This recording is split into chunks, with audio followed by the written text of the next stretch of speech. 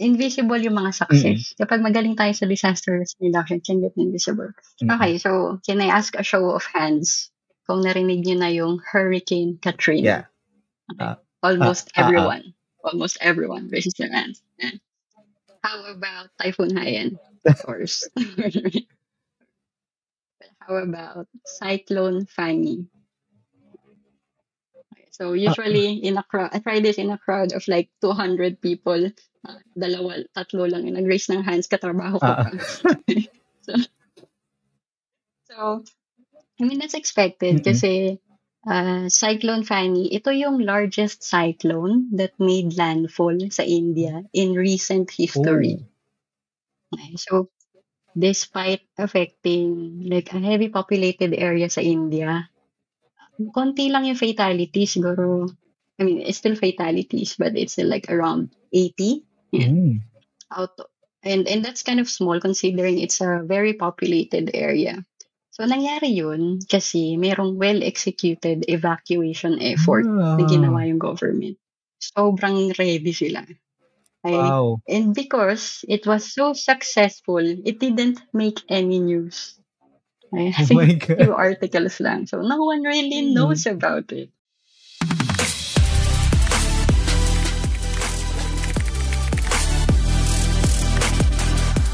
Magandang araw mga kapwa siyentista. Welcome to BTS or ang Behind the Science Podcast, kung saan kakausapin natin ang mga nangungunang siyentista sa iba't ibang field, sa iba't ibang bahagi ng Pilipinas, or in this case, iba't ibang bahagi ng mundo.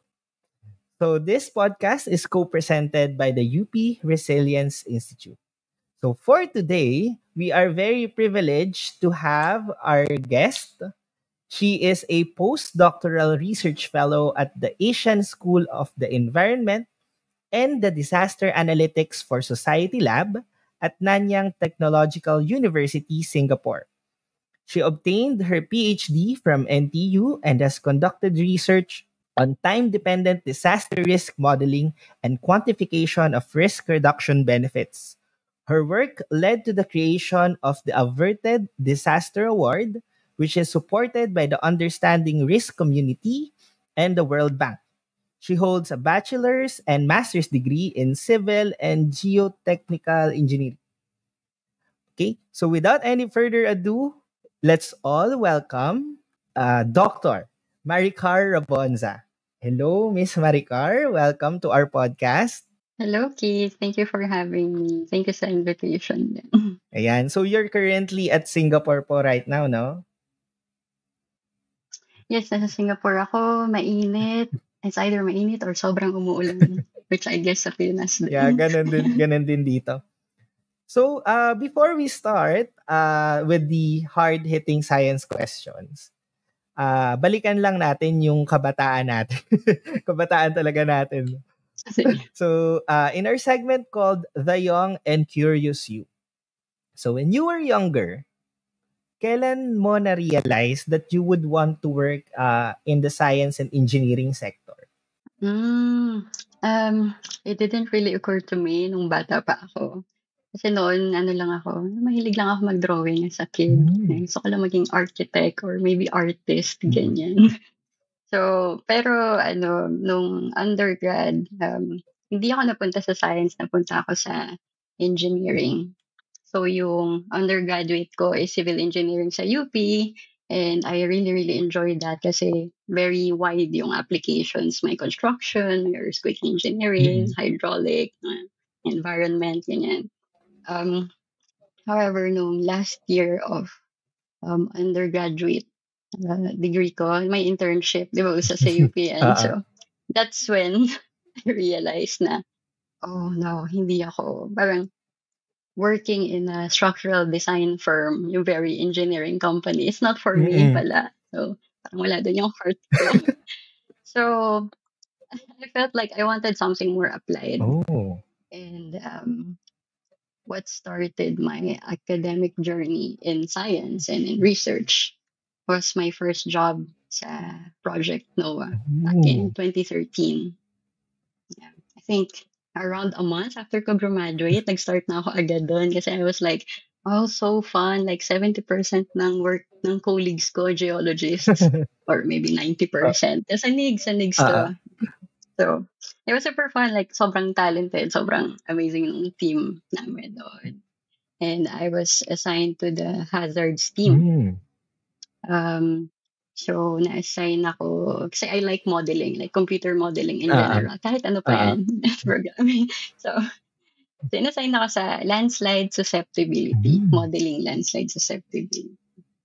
And it felt very natural for me kasi sa mm, gusto ko yung geotechnical engineering. Yun yung favorite subject ko. So mm, like soil, paano ba yung ginagawa yung foundation sa ilalim ng building, yung mm, mga ganun, paano yung mga ah, dams. Yan. So, yun. But what really solidified my passion with working in this field, like research in science, um, was within the first 6 months of working ko sa NOAA. Typhoon Haiyan hit the Philippines. oo nga, yeah, Yeah, it was in November 2013. 2013 Yeah, na. yeah, yeah. Like, yeah, started July and then November Mm, it happened.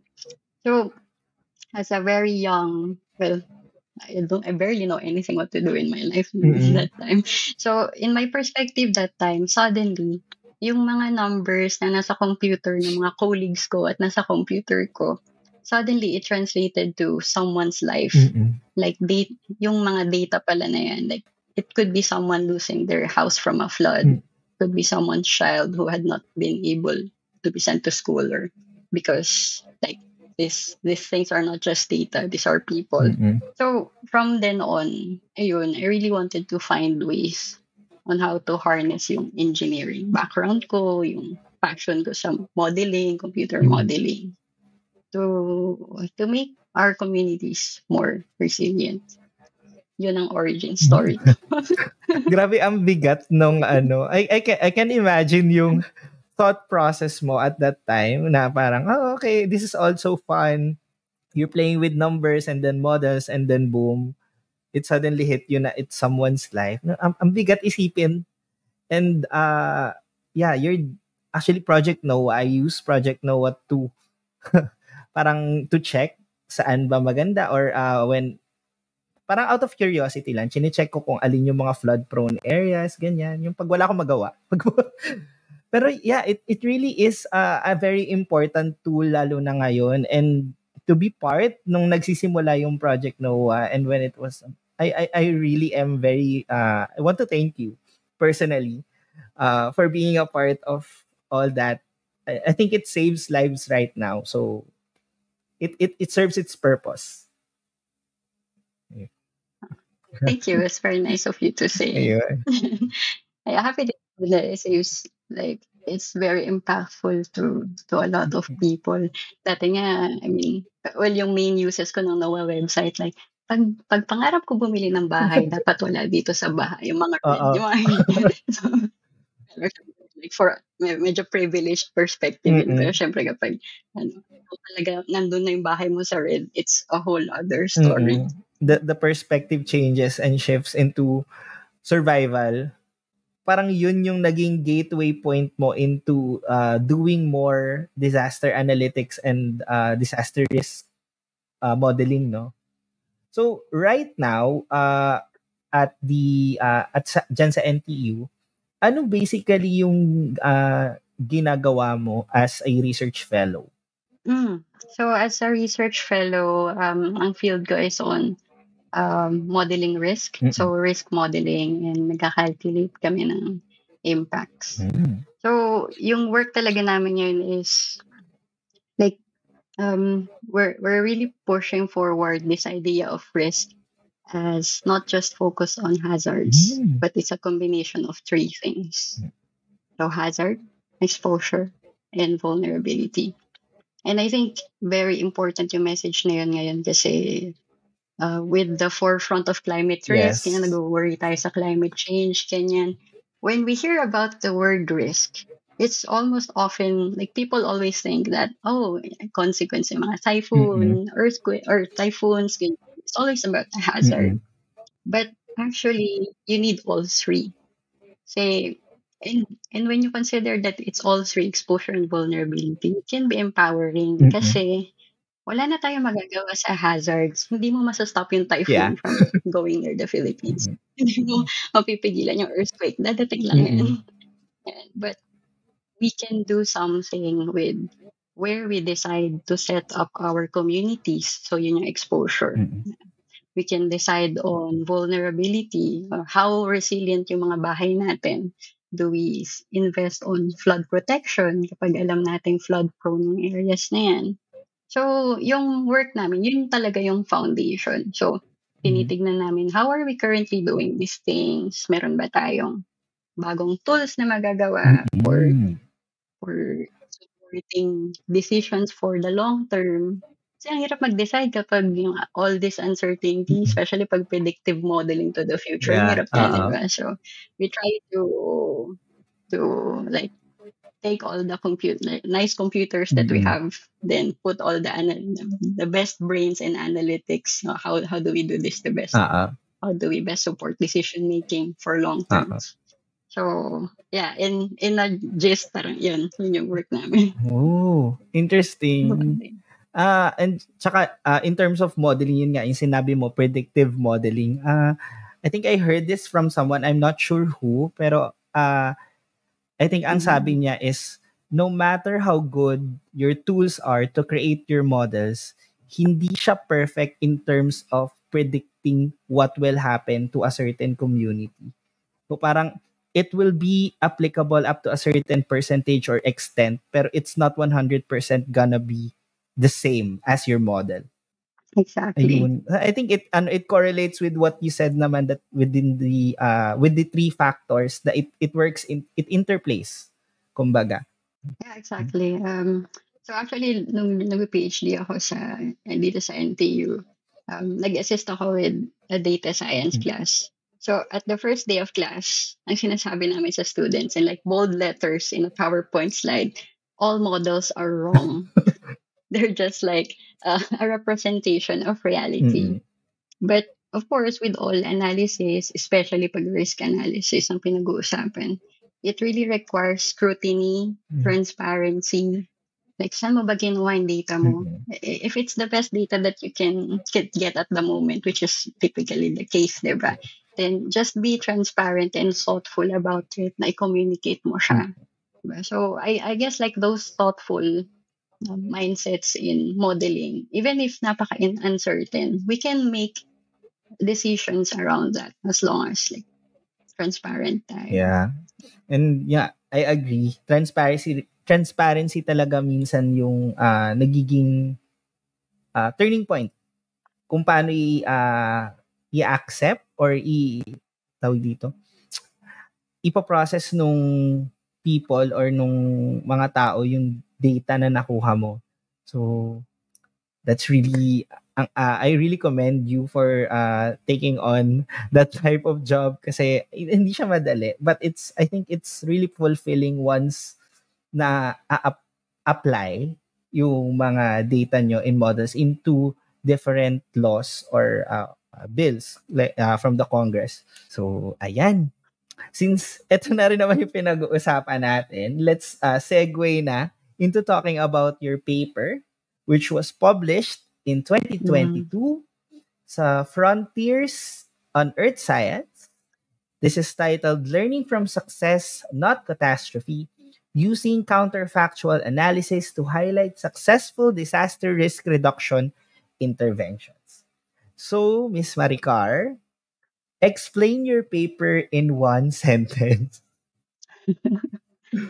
Nung nakita ko yung prompt question na to, ang hirap naman. Uh, Naalala ko bigla yung kailangan ko i-condense yung 4 years of PhD ko to like 30 minutes. mm-mm. Anyway, segue lang yun.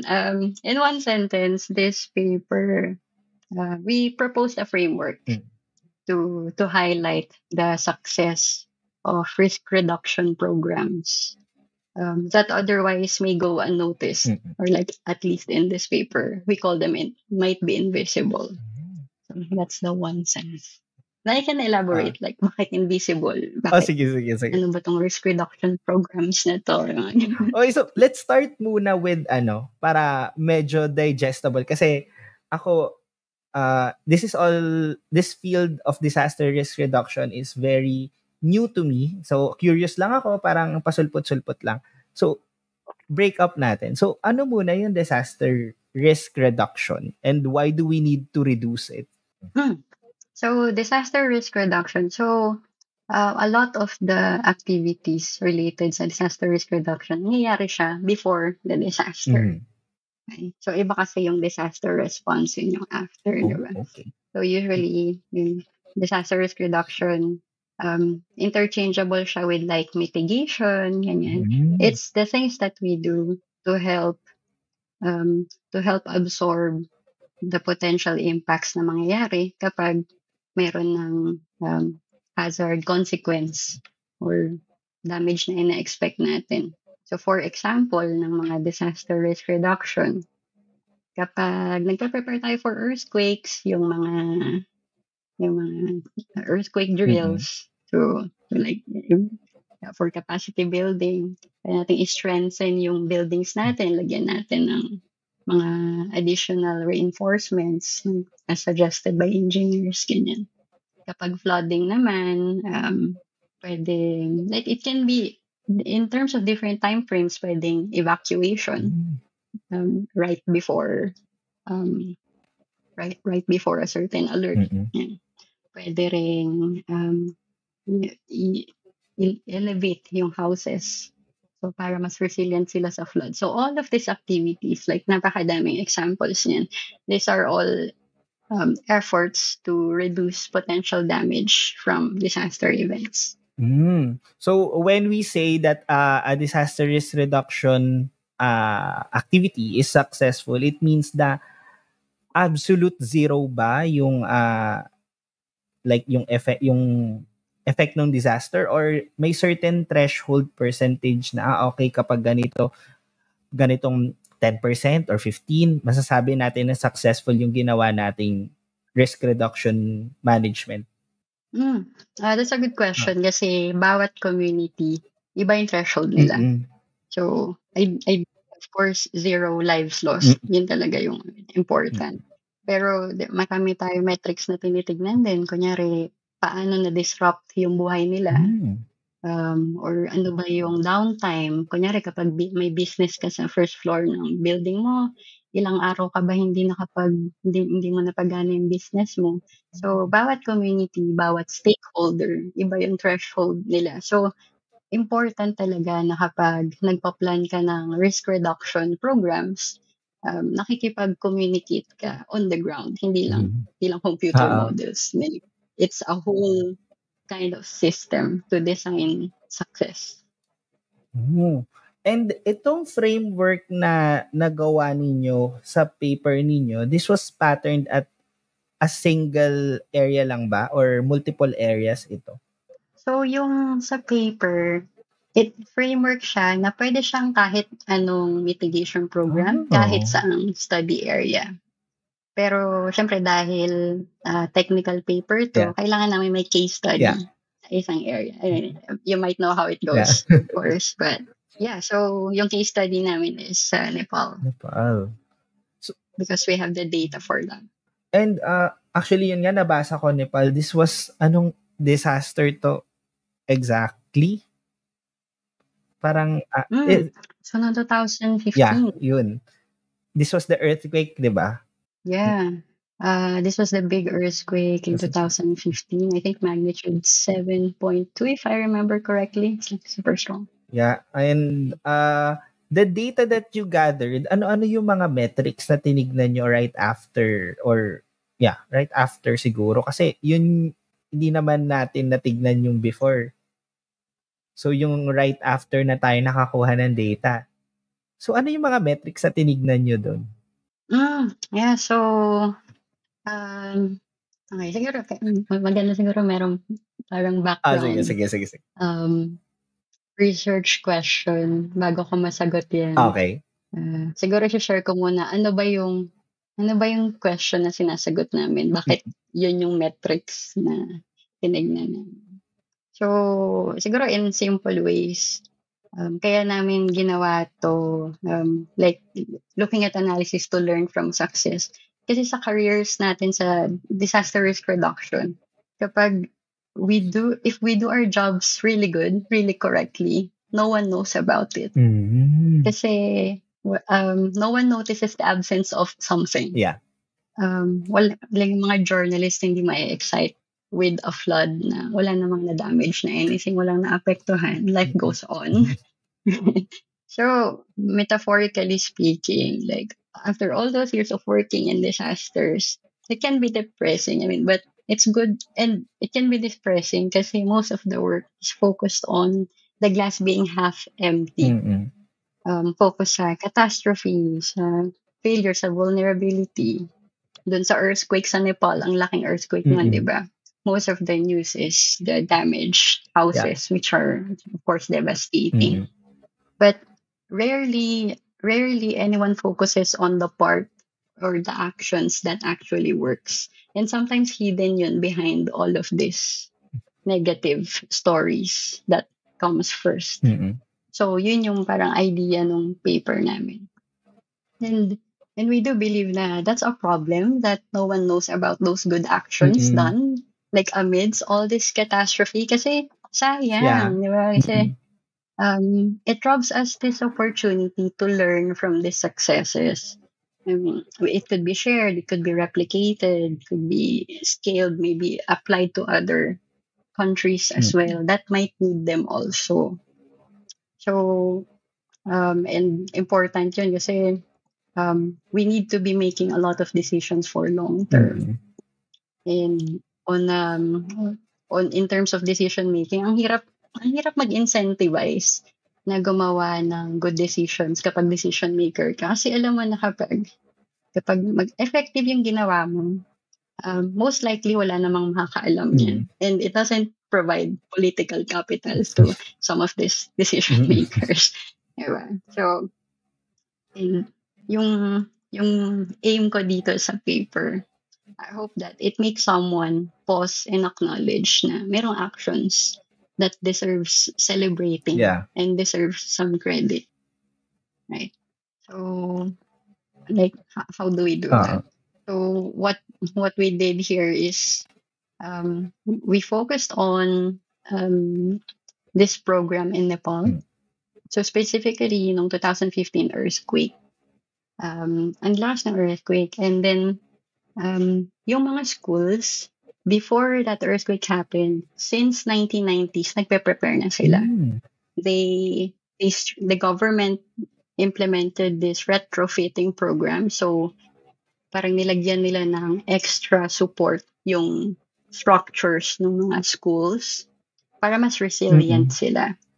And during that 2015 earthquake, wala out of those schools yung na-damage at all. So there were 0 students who died, 0 teachers were affected, and very few people know about it. And yeah, right? Like those things they need to be celebrated. Had they not done that, it could have been a big disaster sa students and sa teachers. So that's what we highlighted in the paper. We use this method that we call counterfactual analysis. And it's like, maybe it's a very technical term, but it is something that we do every day. So the idea here is you ask yourself, what would have happened? What if this thing happened instead? In the case of the school retrofitting program, what would have happened if the schools were not strengthened against earthquake during that big event? Like, how many buildings would have collapsed? How many students would have been inside and affected or maybe lost their lives? And we do have analytical tools to actually calculate that. Not just say na, maganda magpa-retrofit. It's more impactful to say, maganda magpa-retrofit kasi may 1,000 students na na-save. But that's like maganda yung may strong message na ganun. So, not written in the paper. Grabe. Looking back, hindi ko nga naisip. I mean, there were news about it. I mean, everywhere you look, kahit social media, sa Facebook, sa Twitter, sa tawag dito, sa TikTok. I mean, wala noon pa TikTok, pero I mean, minsan kasi bumabalik yung mga videos from old news articles sa TikTok. So parang if you look back, there were no news on na parang good side about the incident. It's all about number of structures na nasira, number of lives lost, and then number of magkano yung total damage. It's all about that. And it's really a different perspective to look at it dun sa ano yung hindi nasira, ilang yung buhay na na-save just because of hindi naman siya simple pero a preparatory thing na parang nag-look ahead lang yung mga tao to retrofit the buildings of a school. Not just one school yan, di ba? So multiple schools to. Yeah, multiple schools.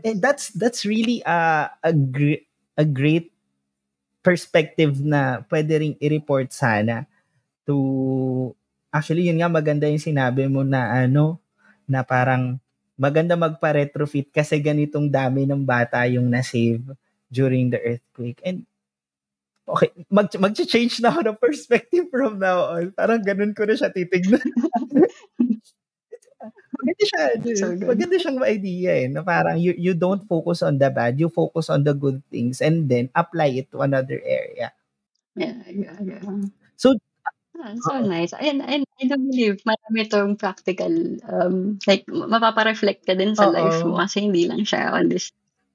Yeah, parang, it's important to look at the, syempre, yung damage, yung structure kasi economics and then social science plays a role. Pero yun nga, on the other side, maganda din na makita mo yung kabila na parang, okay, something worked.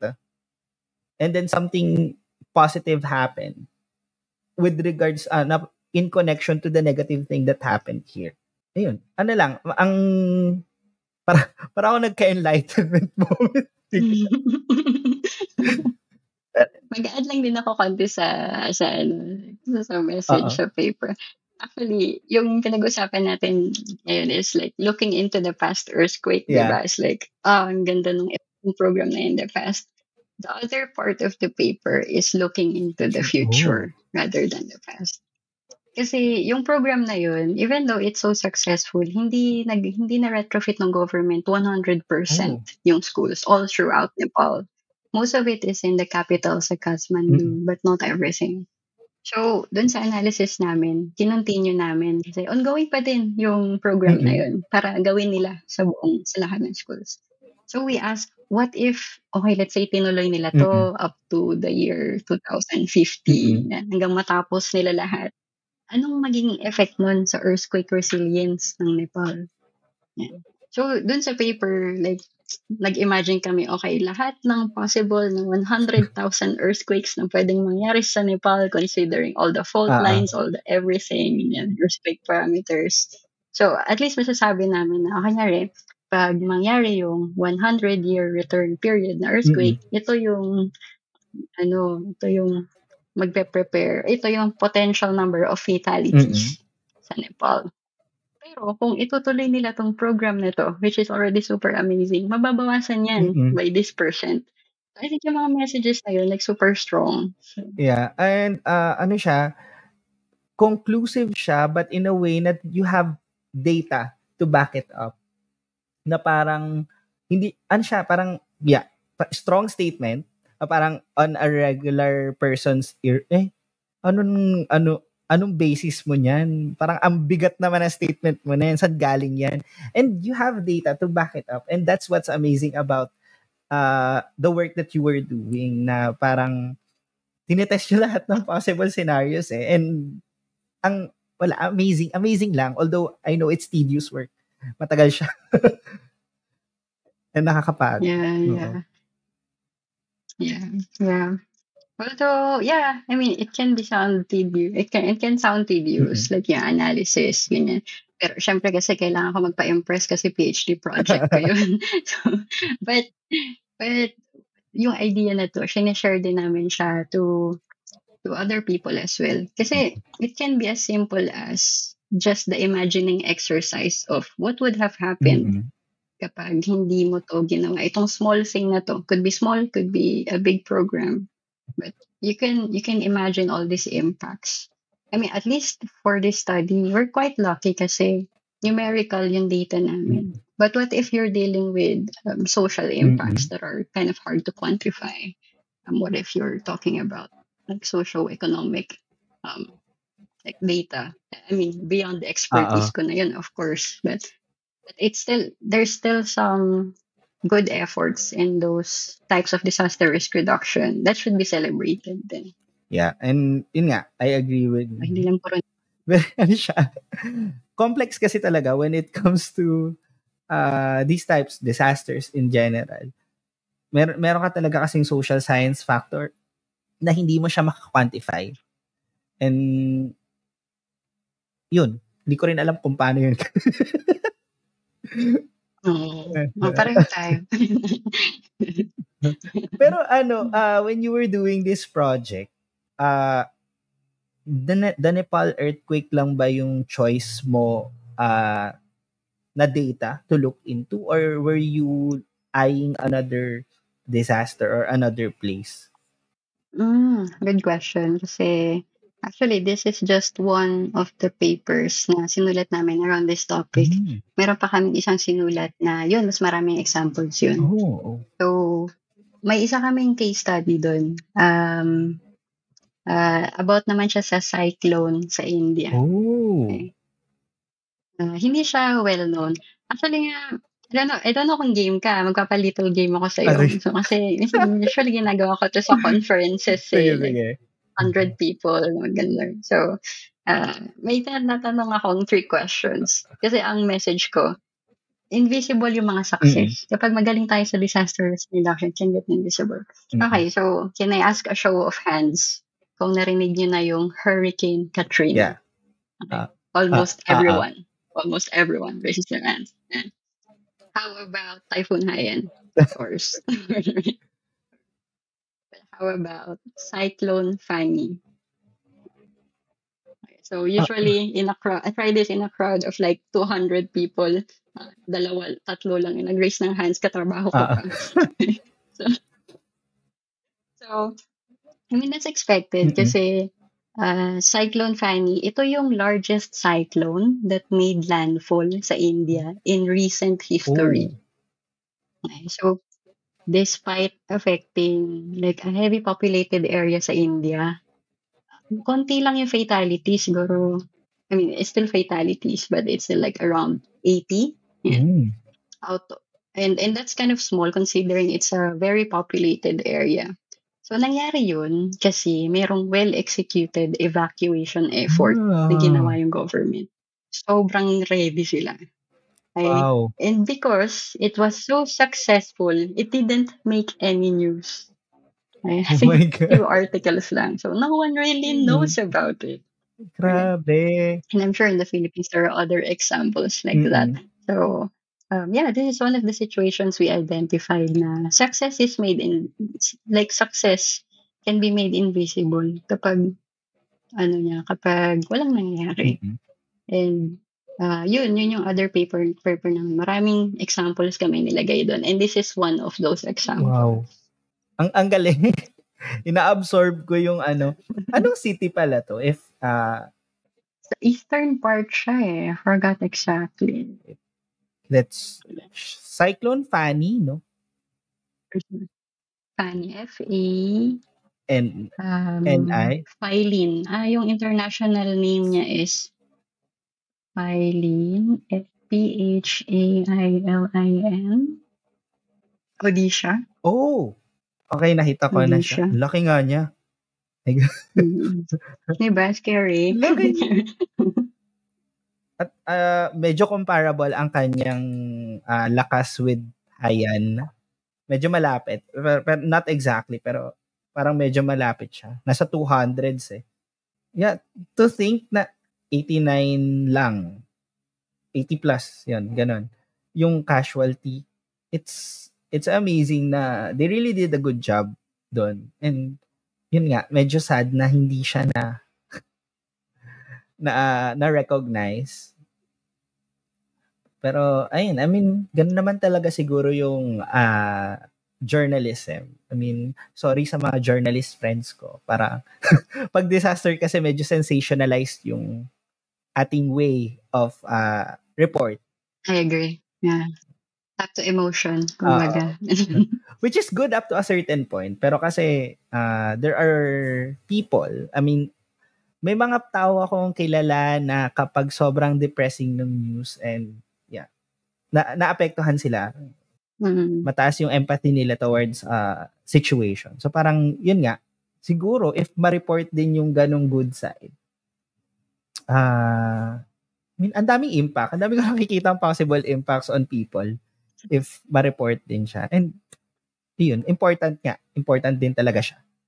Yeah. I think maganda rin siya na i-include sa narrative. Of course, important na sabihin yung mga negative and like catastrophe. Kasi we learn so many things from it. And a lot of the research that we're doing right now is based on looking at what are the terrible things that happen, what caused them, Mhm. diba? But I think it's also good to include some narrative on what was done correctly para naman ma-share. Mhm. Exactly. So, during this project, were you able to secure funding or funded ka ng NTU or ganun? This was funded from my scholarship Oh. from in NTU. So the system here in Singapore is usually your principal investigator / your PhD advisor has some money from a grant. In my case, from the government dito sa Singapore. And it was the one that's funding yung studies ko sa PhD. Oh. And within the scope nung grant na yon, itong project na to. So, yeah, of course, meron din kami mga case studies sa Singapore na ginagawa ng other colleagues ko. But in my case, yun yung funding. That's good. I mean, sana ganyan din ka nainggit.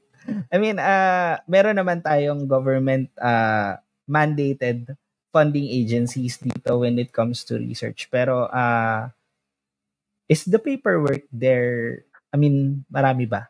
Meron din. Meron din. What were the challenges that you experienced while doing this research or this study? Medyo fortunate ako to come into this study na available na yung data. Oh. And I know that's very privileged of me because so many students, so many researchers kailangan pa pumunta sa field to get their data. And in my case, meron kaming collaborators from Nepal. We're also like friends of our lab na share nila tong na-collect nilang data from previous years before nung earthquake. Okay. So, nag-collect sila ng data about the schools before the earthquake. Yung challenge na na-experience ko is walang masyadong information once na retrofit na yung schools. Like, gano'n ba ka-strong yun? Kasi kailangan ko ng vulnerability information like fragility curves, damage curves to earthquakes. So, ayun, syempre kailangan maging madiskarte sa ganun. Yun yung challenge, data. Pero, ayun, so far okay naman siya. I would say the challenge is I'm doing all of this within a PhD timeline with other projects as well. Siguro reality check. Kaya yun. Yeah, oo. Kailangan medyo mabilisan. Oo. So, aside from this challenge, shift tayo to memorable experiences naman. So, we have 3 categories, the good, the bad, and the ugly. So, ano yung mga memorable experiences mo while doing this research? Starting from the good, I would say ito yung favorite project ko sa PhD ko kasi passionate talaga ako na nung first week ko sa lab ko, sabi ko sa advisor ko, I don't want to make or to model just equations Mm-mm. or just write papers for the sake of it. Hopefully, I can create some impact to society in whatever form. Like, please support me. Parang yun talaga yung passion ko. So, because of this project, nakapag-launch kami ng Averted Disaster Award. So, it's like an actual award na pinitch namin sa World Bank here in Singapore, as well as other communities in the risk world, to understand the risk community. And maybe you can search yung Averted Disaster Award.org. And it's now Oh, an annual award system. wow. Project Noah applied and they got an award. Wow. So anyone can submit if they know a very effective risk reduction mitigation that was done before, and maybe you can provide some evidence on ano yung benefits niya na nagawa. So parang yung counterfactual analysis din na napag-usapan natin Mm-mm. is the participants are required to imagine, what if wala tong mitigation na to? Mm-mm. Then they will try to write an essay, try to defend or provide supporting information about that. And yeah, it's like this like happening now. Merong award ceremony next week sa Japan, Ooh, in conference. nice. Yeah, with its third iteration. So I'm really happy about that. Mm-mm. I mean, I'm no longer actively involved in the awards committee, but this was one of the outcomes of the research that Mm-mm. I was involved in. So sobrang happy ako dun. Yun yung good. Okay, sige. Dapat pala hinuli natin yan. Oo nga, no? Pero, oo. Bakit? Move on tayo sa bad. Okay. Sa bad. Medyo nasabi ko na sa'yo Mm-mm. eh. Um, Kasi ang hirap din mag-isip ng bad maliban sa deadline Mm. ng PhD ko.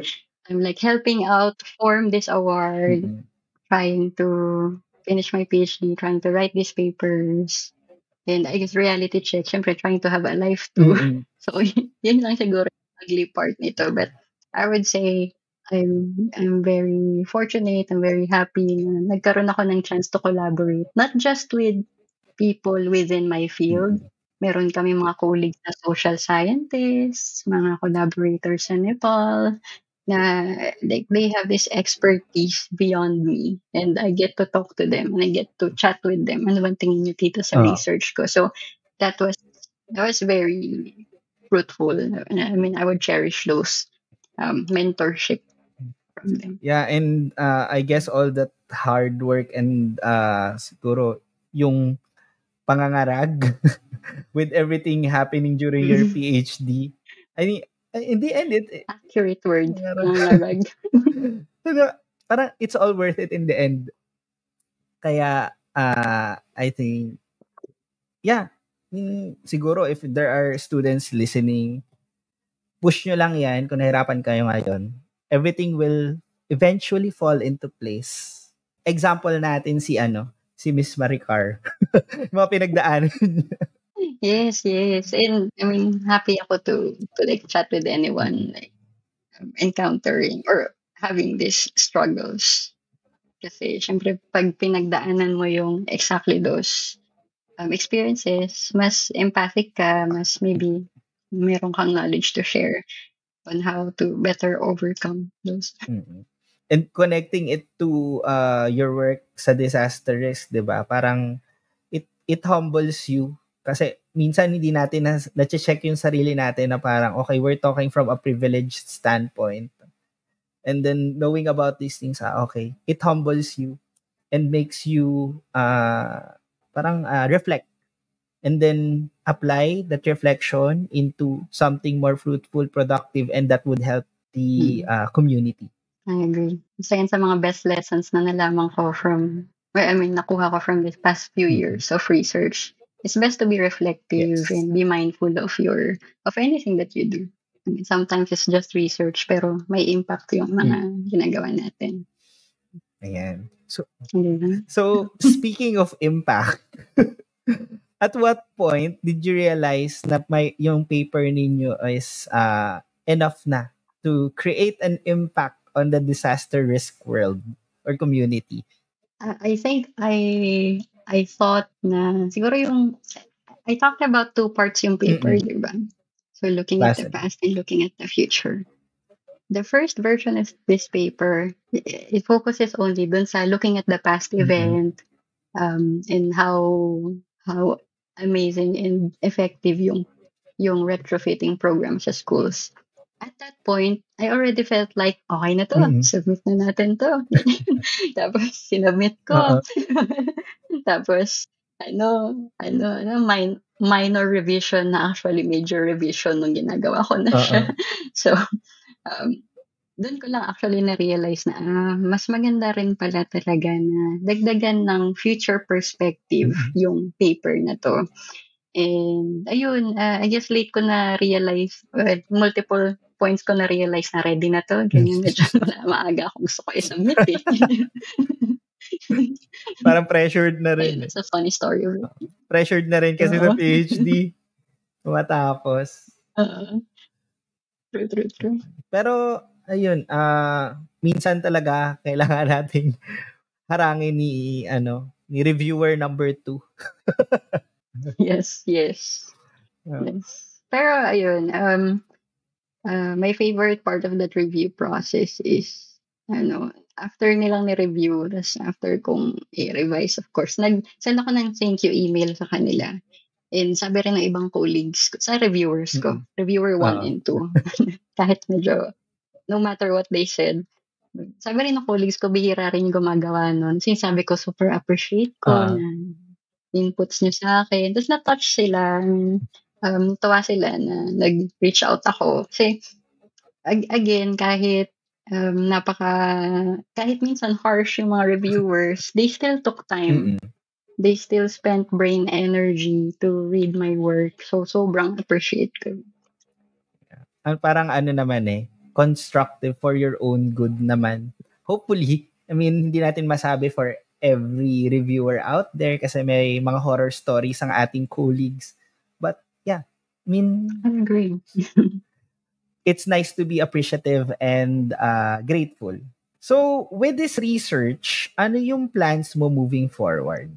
Well, I am happy to say that I tied the ribbon. It's closed. But I'm moving on to another type of Ah. research na. But what's ongoing right now is yung Averted Disaster Mm-mm. Award. And I think even many years from now, I do hope it still continues and maraming tao yung mag-submit. Hopefully, more groups from the Mm-mm. Philippines submit as well. And even with that, moving forward, I'm sobrang fulfilled na ako related to this research. Okay. And yun nga, sana maraming ang Filipino groups. I mean, not just Project NOAA. I mean, there are other groups. Siyempre, mga youth Yeah. organized groups here sa Pilipinas that are interested in looking at geology, and then it eventually becomes a disaster related study. So, they might want to explore this side, the invisible side, quote unquote, of disaster risk reduction.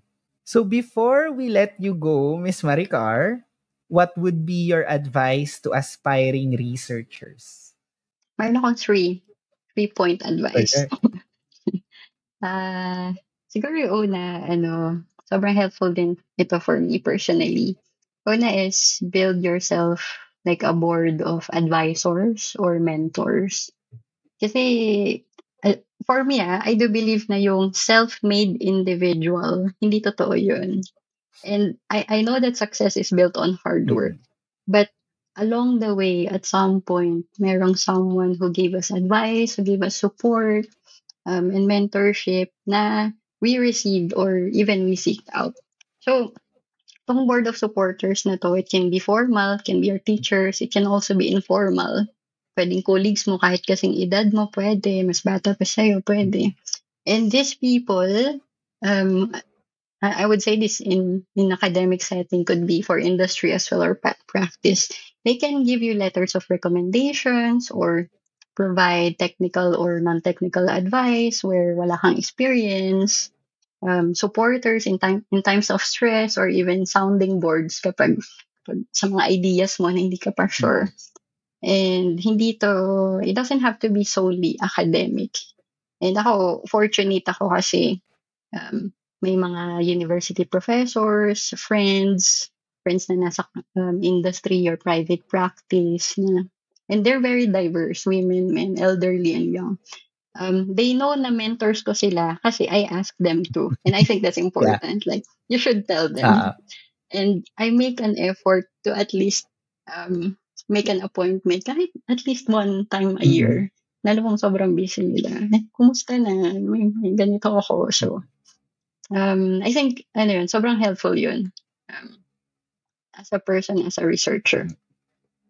That's point number one.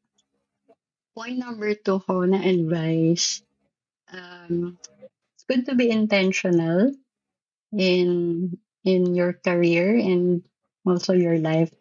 So, dito sa lab namin, meron kaming requirement. We call it an independent development plan. Oh. So, it's like a long-term and medium-term strategy to your career. So, and ipapakita mo yun sa boss Oo. mo or sa advisor mo.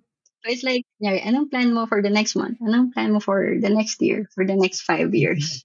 And oh my God, it's kind of hard Mm-mm. if hindi mo pa siya nagawa before. With the person that I am, sometimes mahirap maging future, Uh-uh. mag-think sa future. So, it's good kasi if you really clarify that to yourself and to your supervisors, it ensures na you're hitting your targets. Mm. So, you can do it for personal aspects too. So, ano ba yung skills na gusto mong i-learn? So, maybe yung boss mo may kilalang someone na makakatulong sa'yo for that. Ano ba yung mga research na pangarap mong gawan or gusto mong i-explore? Yan. And you have to communicate it with your mentors and your boss, supervisors. Um, so I struggled with this a lot for learning ko rin siya in my research journey. Hindi lang isa yung path. Merong different paths to happiness and to success in career. Like I was just a practicing civil engineer before. Akala ko mapupunta ako sa civil engineering company. But you never really know kung saan ka Yeah. mapupunta. So, what's important, I do believe, is how you do it. So, okay lang kahit medyo lost ka ngayon, yan, in your research aspirations, hindi mo pa alam yung topic mo, okay lang Mm-mm. yun. Just be thoughtful, try to be intentional, maybe try to have a plan. Mm-mm. So that helps. Yun ang mga, I guess yung advice ko. Dami akong advice, sorry. I could talk for an hour with my friends. Actually, very helpful siya eh. Kasi, ayun nga, the 3 points that you raised are really, actually looking back, parang okay, yan din yung ginawa ko. Hindi ko lang siya vinoise out na yan din yung kailangan ng maraming tao. So, yun nga, yung build yung sa mentors. Ako on my end, parang more on networking talaga siya. Kailangan mo i-network yung sarili mo to people in the field and people who would know what you're studying or looking into. And then secondly nga is yung being intentional. Ano yung plano mo? Actually, yeah. Parang nung sinasabi mo yan, napapaisip, shucks, ano nga ang plano ko for the next? Parang may ganun na akong moment kanina na parang, okay, nasa interview pa ako, mamaya ako na siya isipin. And then third is yung being open to anything that comes in your way. Kasi opportunities, you don't know when it will come and in what form and in what field. Hindi mo alam kung saan ka dadalhin. Yes. So, yun, just like your journey from a civil engineering student in the bachelor's degree to a now disaster postdoctoral research fellow in the disaster analytics field. So, kung isipin mo, hindi naman siya malayo, pero it's quite a tangent from the whole civil engineering profession. Ayun. Thank you for your advice, Miss Maricar. Very, parang Thank you, thank you. pati ako kasi naapektuhan and napaisip. Last question. Appreciate ka na na-absorb mo siya. Na-appreciate ka. So last question, do you have anything to promote? I guess I would say na yung lab namin, Disaster Analytics for Society Lab in NTU, we're working on several research projects na ang case study is the Philippines. Ooh. And since based kami sa Singapore, I mean, we would benefit so much with local scientists who have access to better to like Philippine data. Mm. Na minsan nahihirapan kami kasi outside of the country kami. So if you think any of the conversations today like resonated with you, kung interested kayo or maybe you're in a group who does similar things, maybe you can check out our website. Then you can reach out. Mm. So maybe collaborate with us, or even just for advice. To promote, I mean, I would promote myself. A postdoctoral research fellowship is not a permanent job. So at some point, I'm gonna look for a job. So it's good to, I mean, reach out. So, I'm gonna be looking for a job next time. Ayun. So, Promote myself. ayun. So, if you are interested, yun nga sabi ni Ms. Maricar, if you're interested with looking at disaster risk or helping out a fellow Filipino in the research, pwede i-reach out nyo yung website ng laboratory ni Ms. Maricar sa NTU or maybe LinkedIn ni Ms. Maricar. Yeah.